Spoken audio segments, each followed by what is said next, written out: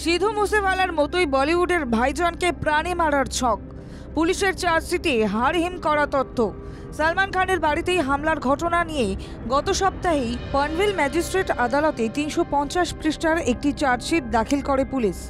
সেখানে বলা হয়েছে যে গায়ক সিধু মুসেওয়ালাকে হত্যার স্টাইলে পুরো পরিকল্পনাটি করা হয়েছিল বলে দাবি। লরেন্স বিশনয় গ্রুপের সদস্যরা বলিউড সুপারস্টারকে হত্যার ষড়যন্ত্রের বিবরণ দিয়েছে, তাই চার্জশিটে তুলে ধরেছে।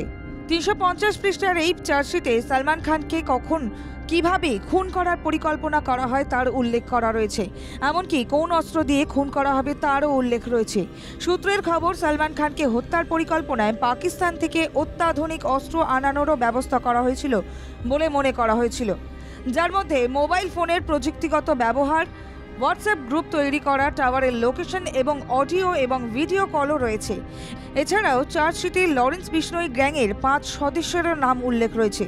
5 সদস্যের নাম হল ধনঞ্জয় তাপসিং ওরফে অজয় কাশ্যপ, গৌতম বিনোদ ভাটিয়া, ওয়াসপি মেহমুদ খান ওরফে চীনা, রিজওয়ান হাসান ওরফে জাভেদ খান এবং দীপক হাওয়া সিং ওরফে জন বাল্মীকি। এর আগেও বহুবার প্রকাশ্যে এসেছে অভিনেতাকে একের পর এক হুমকির ঘটনা। নানা ধরনের বিপদে ফেলার পর এবার প্রাণে মারার পরিকল্পনা করা হয়েছিল। অভিযুক্তদের বিরুদ্ধে অপরাধমূলক ষড়যন্ত্র, প্ররোচনা এবং ভয় দেখানোর ধারায় অভিযোগ আনা হয়েছে। এপ্রিলের মাঝামাঝি সালমান খানের বাড়িতে হামলার পরই জোর কদমে শুরু হয় তদন্ত। সেই সময় পনভেল পুলিশের উচ্চপদস্থ কর্মকর্তা নিতিন ঠাকরে সালমান খানের উপর পরিকল্পিত হামলার বিষয়ে তদন্ত শুরু করেন।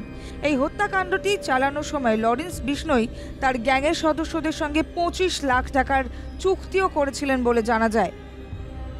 ব্যুরো রিপোর্ট, বাংলা জাগো।